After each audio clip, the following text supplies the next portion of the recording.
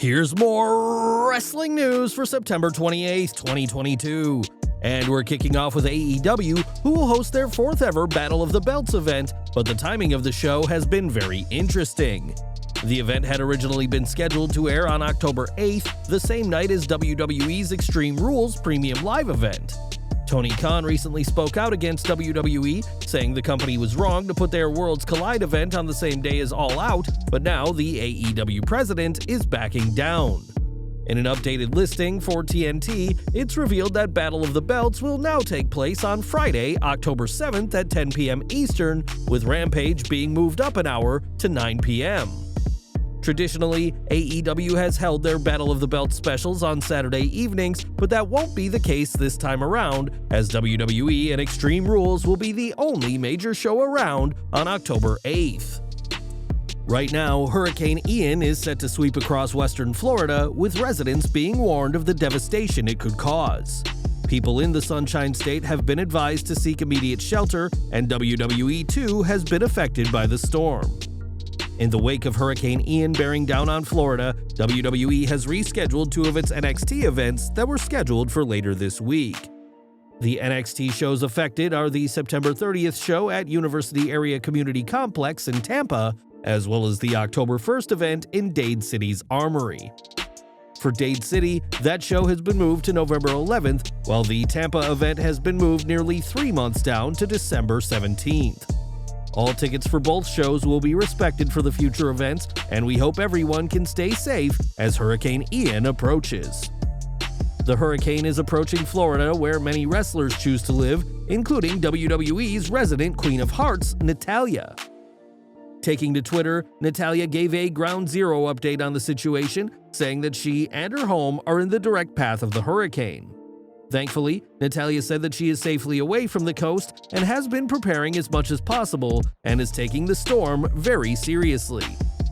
Natalya is by far not the only wrestler who calls the Sunshine State home, and we can only hope that everyone is okay from what's coming.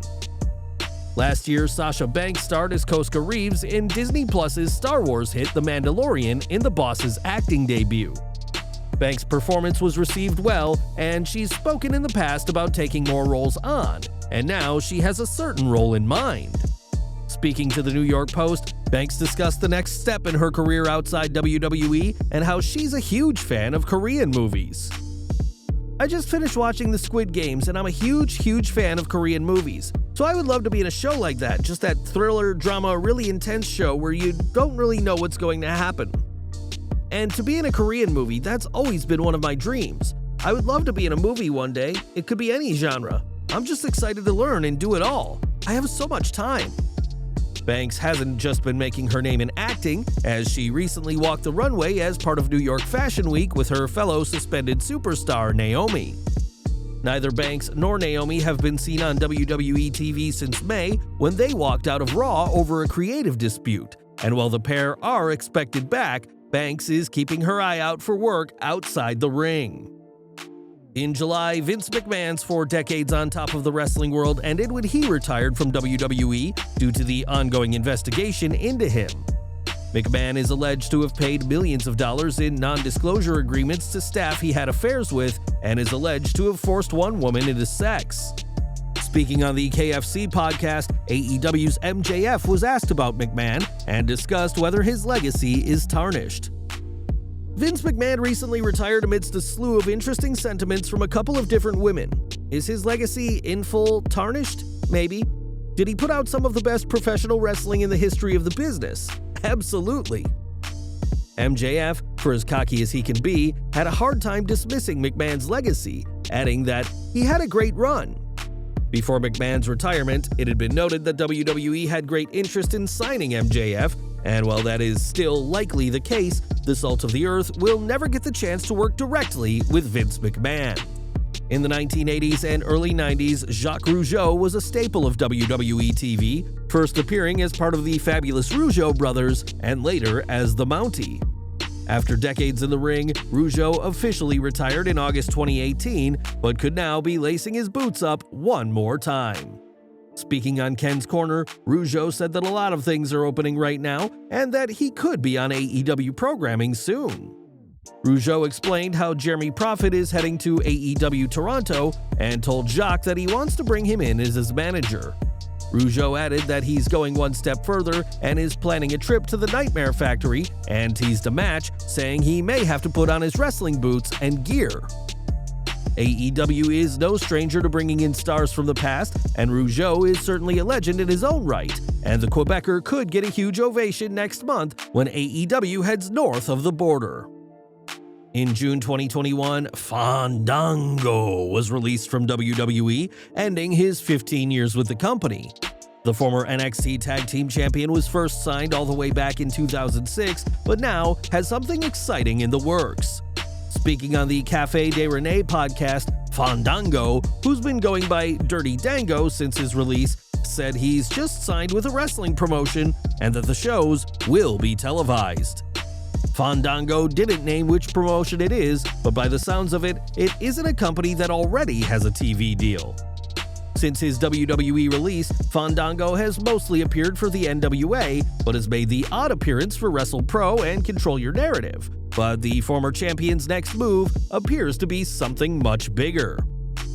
Over to Raw now, which this week saw an appearance from Seth Rollins, who fans will remember won his first WWE World Championship back at WrestleMania 31. Cashing in Money in the Bank during the main event between Roman Reigns and Brock Lesnar, Seth's actions were deemed the heist of the century, but that wasn't the term used on Raw.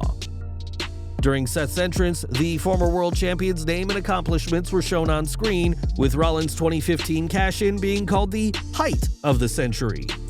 Eagle-eyed fans were quick to spot the mistake and poked fun at the botch over social media. Standing 6'1", Rollins is hardly the biggest person in WWE, but his height of the century cash-in had him standing tall back in 2015. Earlier this month, MJF got engaged to his fiancée Naomi, sharing some photos on social media of the happy couple. Given how selfish MJF is on screen, it's hard to imagine him spending his life with anyone else, but the relationship may not have existed without Brian Pillman Jr. Appearing recently on KFC Radio, the biggest heel of Tony Khan's promotion spoke about how he met his fiancée and how Pillman played a role. So this is also a funny story. Naomi was good friends with somebody that was dating another wrestler. The guy's name is Brian Pillman Jr. He's a good guy. He's a great guy. Okay. He's a great guy. Love him. Young, hot upstart, blue chipper, and he was dating this chick at the time. MJF added that after getting Naomi's number from Pillman, he wasn't exactly subtle with his interest in his future fiancée. I don't text, I don't call, I FaceTime this chick. She was at work. So she walks out of her job, she goes, "Hello?" I go, "My name's Max. I'm taking you out on Saturday this week." She paused, she went, "Okay." Then she hung up, and then we went out. That's how it went down. MJF's strategy was bold, but it paid off, and now Naomi can expect a lifetime of happiness with the AEW star, if she can put up with his personality. Paige was forced to retire from in-ring competition in 2017 after she was kicked from behind during a WWE house show. However, she remained relevant in other roles for years afterwards, but her in-ring return never happened, and in July of 2022, she departed the company. Amidst all the speculations, Paige made her debut during AEW Grand Slam and blew the roof off the place. While speaking on the Jim Cornette experience, Jim Cornette made it clear that he couldn't believe WWE let AEW sign Saraya. He said, "As soon as the word Saraya came up on the screen, the place went ballistic. I don't even know if they would have cheered if that had happened in a WWE building, because none of the WWE fans would have known probably what Paige's real name was. Well, maybe the most devoted. But these fans, they're the smart ones, and they knew it was Paige, and boy, the place comes apart, and all the heels bail out of the ring, and the fans go crazy. Paige walks into the ring, smiles at the people, and that was it. If she's been cleared to wrestle, then why did the WWE let her get away? She's not with Alberto Del Maniac anymore. She's not having public meltdowns, so if she was cleared to wrestle and could wrestle, how did the WWE let her get away?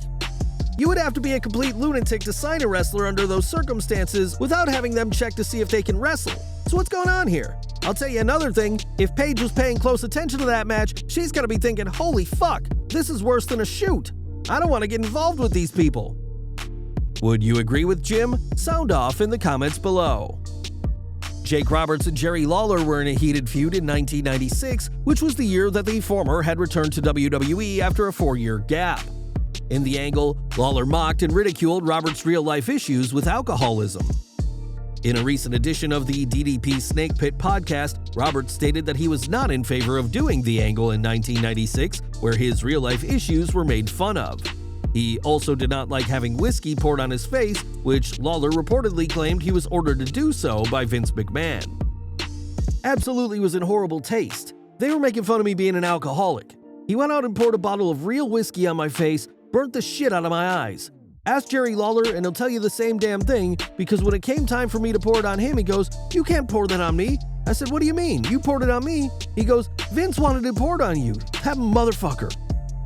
The legend said that he didn't know at the time that Jerry the King Lawler was also not keen on taking part in the angle, and that he had some harsh feelings for the former WWE commentator. Roberts, though, clarified that he and Lawler are on good terms after they talked about the angle. Roberts eventually left the company in 1997, with his return to the company lasting just a year. What do you think of such booking from Vince? Sound off in the comments below. And we're ending today with AJ Styles, who has had issues as of late with the Judgment Day. On Raw, Styles faced off with Sami Zayn and would come up short against the honorary Uce thanks to Finn Balor's group.